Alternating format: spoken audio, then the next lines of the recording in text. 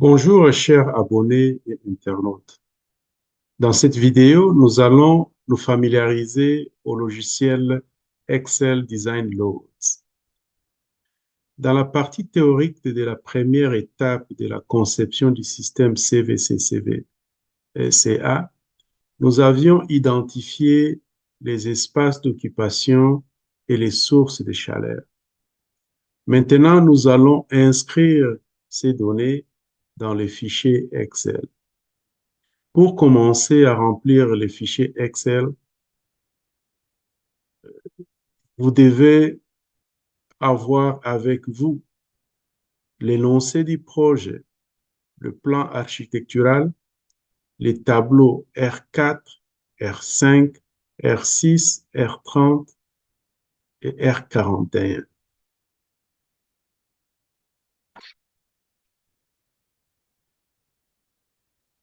Commençons par aller chercher notre document Excel dans notre PC.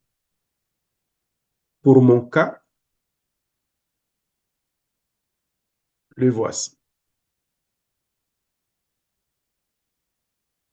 Alors, avant de commencer à faire entrer les données, je dois d'abord activer le macro. Le macro activera les fonctions de calcul intégrées et personnalisées. Donc, je vais au fichier, je descends pour cliquer sur le mot de plus et là, je clique sur l'option, je choisis le Trust Center, je clique sur le Trust Center Setting et je choisis le macro settings et la fenêtre qui vient me montre là où je vais activer les VBA macro et aussi vérifier si le Excel 4.0 pour mon cas est activé. Une fois que j'active ça, j'appuie seulement sur le OK et le OK encore, je sors. Alors, nous allons maintenant commencer à inscrire les données, mais avant ça, nous avons quelques notes que nous devons donc partager avec vous pour que vous soyez au courant de euh, ce qu'il faut faire, les choses importantes qu'il faut savoir avant de commencer. Donc, avant de démarrer un nouveau projet, supprimez toutes les entrées dans les cellules blanches. Sachez que les valeurs calculées affichées en lettres bleues sur le fond gris ne sont pas protégées et peuvent être modifiées ou annulées. Donc, une autre chose, n'oubliez pas de restaurer le formule original avant de commencer un nouveau projet. Cela se fait par le glissement de la formule depuis la cellule.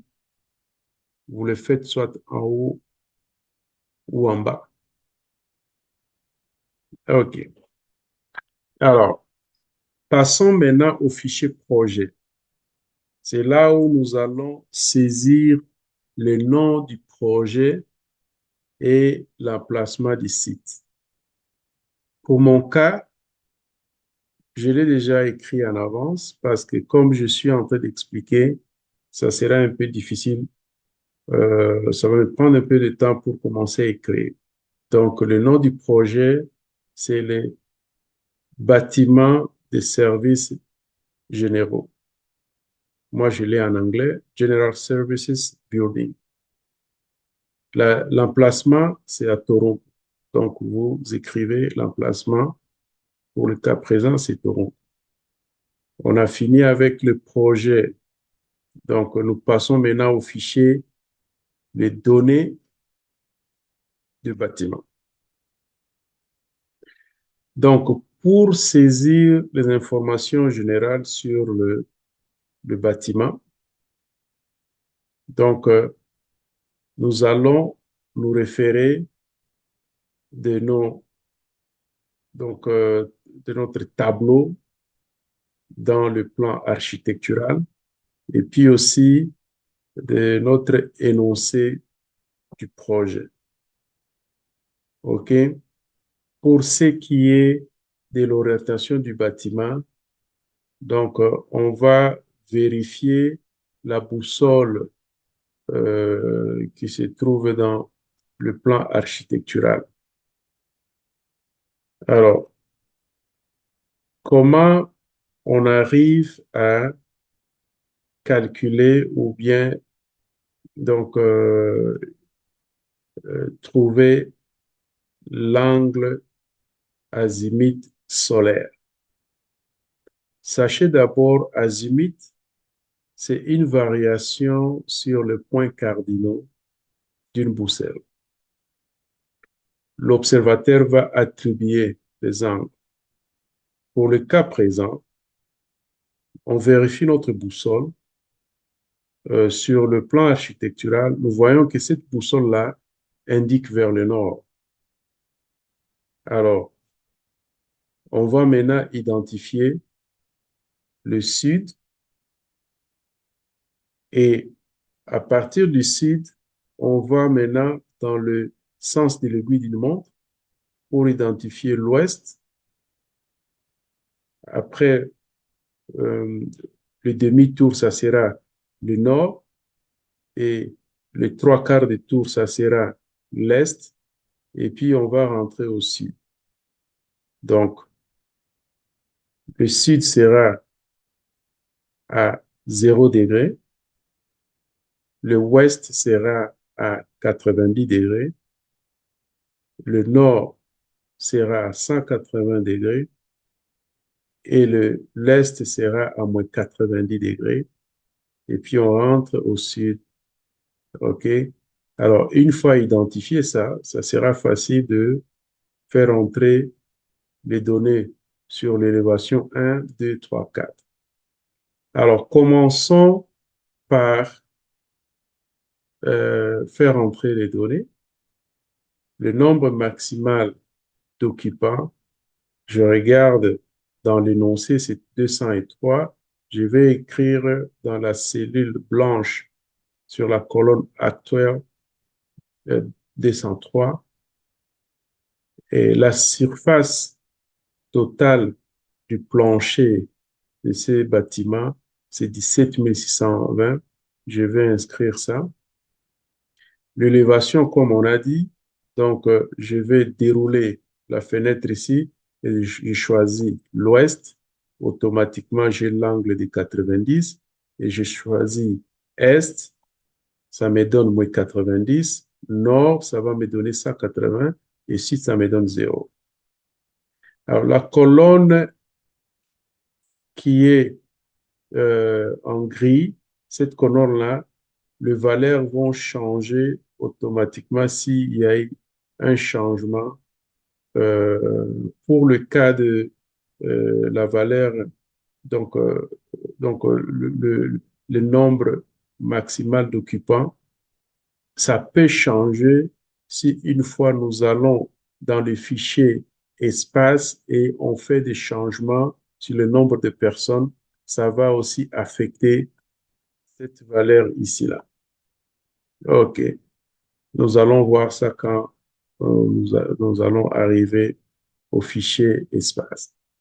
Alors, donc, la partie supérieure nous donne des informations sur les critères de conception. Alors, les normes qui sont là, ce sont les normes HRE. Pour le confort thermique, nous avons le standard 55 de 2004. Pour le les exigences de ventilation, nous avons les standards 62.1 de 2007. Pour le performance énergétique, nous avons les standards 90.1 de 2007. Donc, tous ces normes-là, je vais préparer et partager avec vous. Alors, la dernière partie pour le fichier données de bâtiment, c'est celui de compléter les types d'éclairage. OK? Alors, nous avons, donc, on peut dérouler la fenêtre ici et puis aller sélectionner les types d'éclairage là-bas. La sélection des types d'éclairage appropriés dans le menu déroulant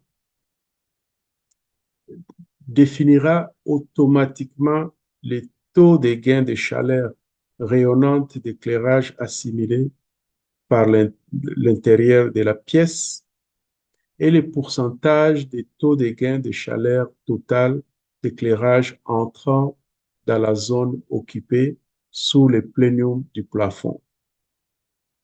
Ces valeurs seront utilisées pour calculer les charges de refroidissement des locaux liées à l'éclairage. Donc, nous choisissons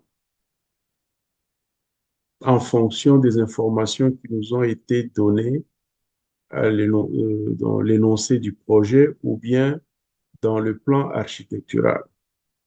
Présentement, je choisis le Fluorescent Light Recessed Vented to Return Air. OK. Alors, quand on finit, nous allons passer maintenant au troisième fichier qui est donc le fichier tableau horaire. OK? Donc, ce tableau horaire décrit le profil horaire des occupants, de l'éclairage et de l'équipement pour les espaces occupés. Alors, nous avons deux tableaux. Le A qui correspond au mode occupé, c'est-à-dire quand il y a des occupants, et le tableau B au mode inoccupé. Alors, supposons que 100% représente l'occupation maximale. Donc, pour les occupants, de 8 heures à 17 heures. OK? Alors, le reste de la journée, nous avons 0%. Et pour la lumière, nous supposons l'utilisation de l'éclairage soit de 100% de 9 heures à 19 heures. Le reste de la journée, on met ça à 10%. Okay? Maintenant, pour l'équipement de bureau, donc, on suppose que les équipements de bureau fonctionnent à 100% de la puissance absorbée de 8 heures à 17 heures. Et l'équipement est éteint pendant la période d'inoccupation. Ça, c'est dans euh, le reste des heures. OK? Alors, nous passons maintenant au tableau B qui correspond au mode inoccupé. C'est-à-dire, là, nous allons donc essayer d'observer quels sont les espaces qui seront, pour moi, je peux dire fonctionnels à ces modes-là. Alors, il s'agit des salles de service. Par exemple, la salle 112 ou bien 121 et 122.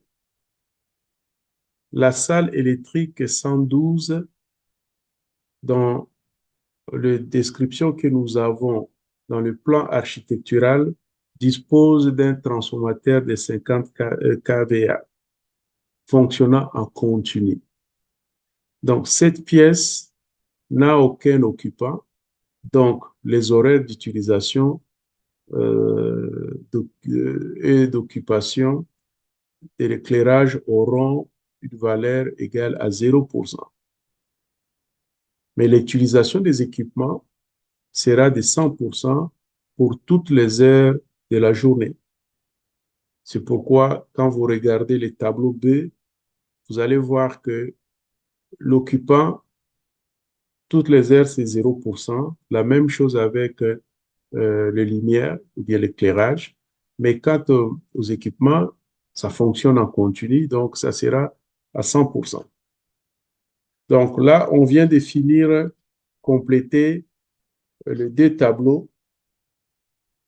Nous allons maintenant passer au fichier espace. Voici le fichier espace. Ce fichier a un long tableau.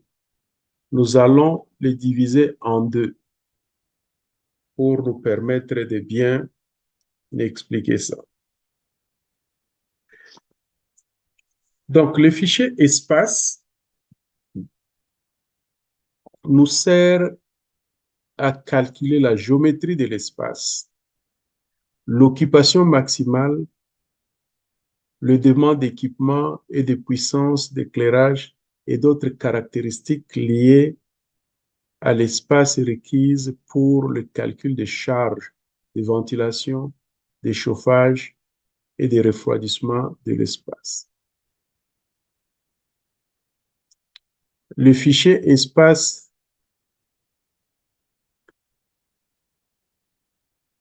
va nous permettre d'entrer jusqu'à 4 murs extérieurs pour chaque espace nommé en fonction de leur position sur Terre. OK? Alors, nous allons d'abord, avant d'explorer les tableaux, donc compléter les cellules blanches qui sont à la partie supérieure. Ces cellules-là correspondent, pour la première cellule, nous avons l'aire de la surface de fenêtre. Donc, cette information, encore une fois, c'est dans l'énoncé ou bien dans le plan architectural. Pour le cas présent, c'est 30. Et la hauteur au-dessus du plancher, c'est 14. Et l'aire de la surface de la porte, c'est 72. Alors, analysons maintenant les tableaux. Donc, notre tableau commence avec la deuxième colonne où nous avons le nom de l'espace. Donc, cette information, nous l'avons obtenue dans le plan architectural. Donc, pour la première rangée, nous avons la salle d'ensemblée. Alors, nous avons 3 murs qui ce sont des murs de l'extérieur. Donc, nous avons l'ouest avec 38,4 pieds. Nous avons le nord, c'est 43,8 pieds. Nous avons le sud, 11,9 pieds. Et comme nous avons inséré la hauteur au-dessus du plancher à la partie supérieure, automatiquement sur la colonne hauteur dans le tableau, ça va apparaître 14.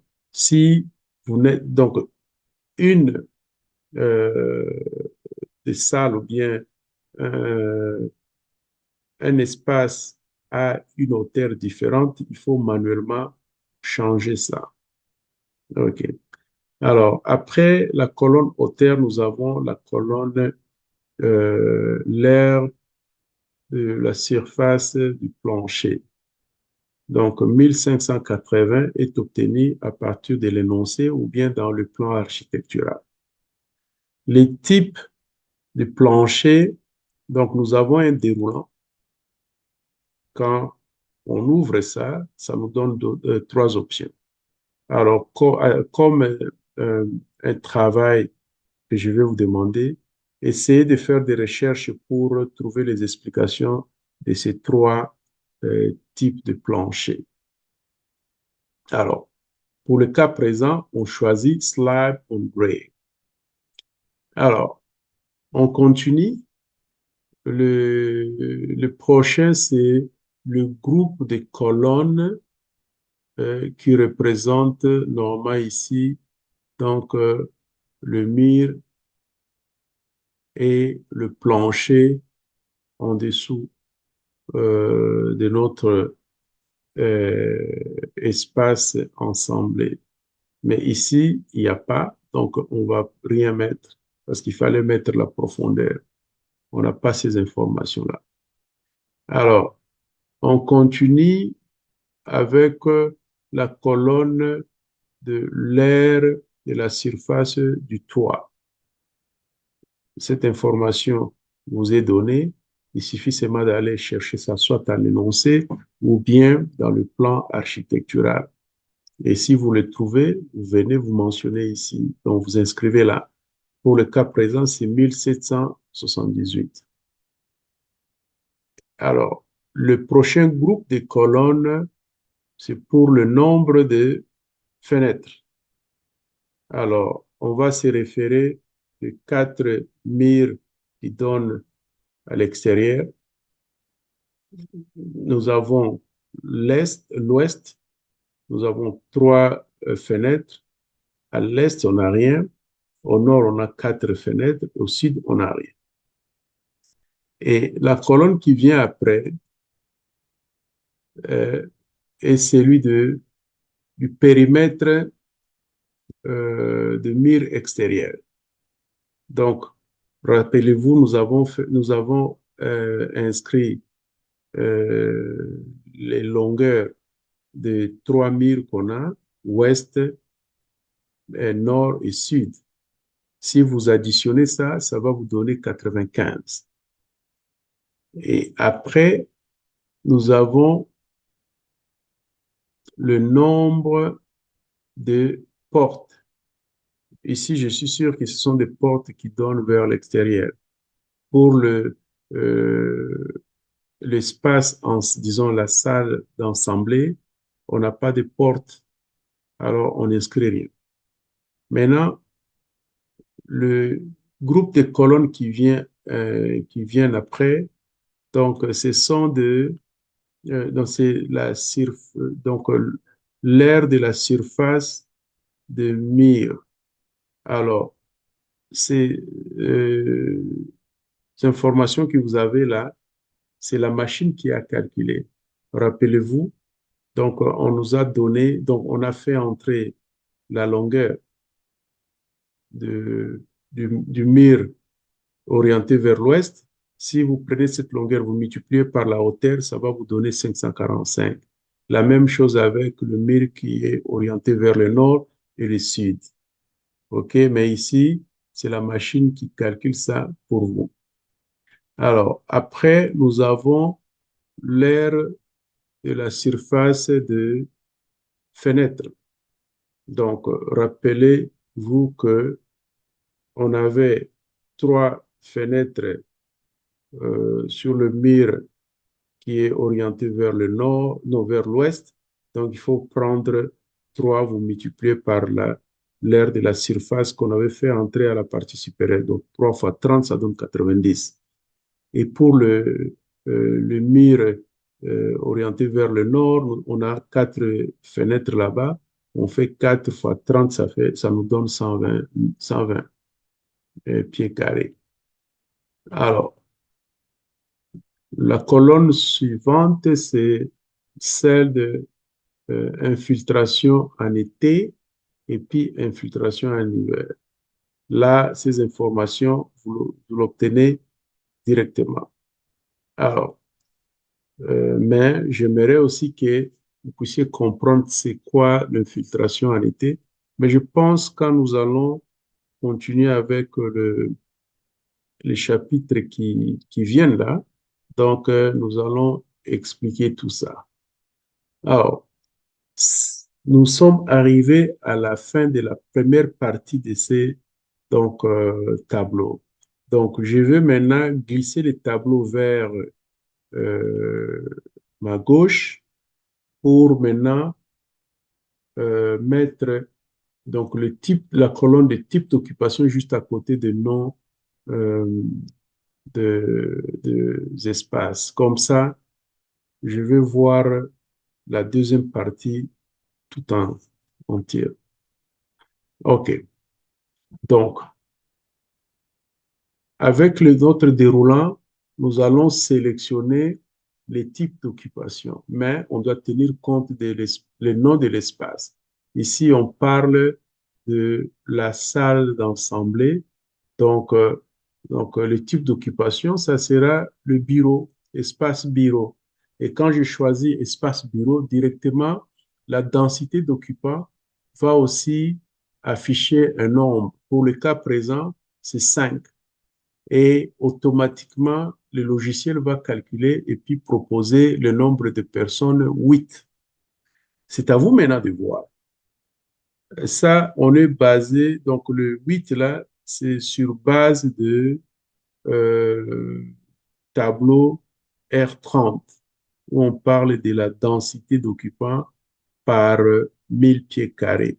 Mais si vous voyez que dans la réalité, la pièce là, ne peut pas contenir ce nombre-là, donc vous pouvez changer. OK? Alors, quand vous changez, automatiquement, dans les fichiers des données du bâtiment, donc le nombre euh, à entrer va aussi changer. OK. Alors, la colonne qui vient, c'est celle de tableau, type de tableau. Donc, ici, on parle de la salle d'assemblée qui sera toujours utilisée pendant les heures euh, de service, donc c'est-à-dire les tableaux A, mode occupé. Alors, la colonne qui vient, c'est le niveau d'activité par occupant. On sait que la salle d'assemblée, les gens ne seront pas là en train de danser ou bien de courir. Ils seront plutôt assis en train de travailler. Donc, on va plutôt choisir. Donc, c'est aussi une fenêtre où vous allez dérouler pour avoir beaucoup de niveaux d'activité. Mais ici, nous allons sélectionner euh, niveau d'activité modéré pour le bureau.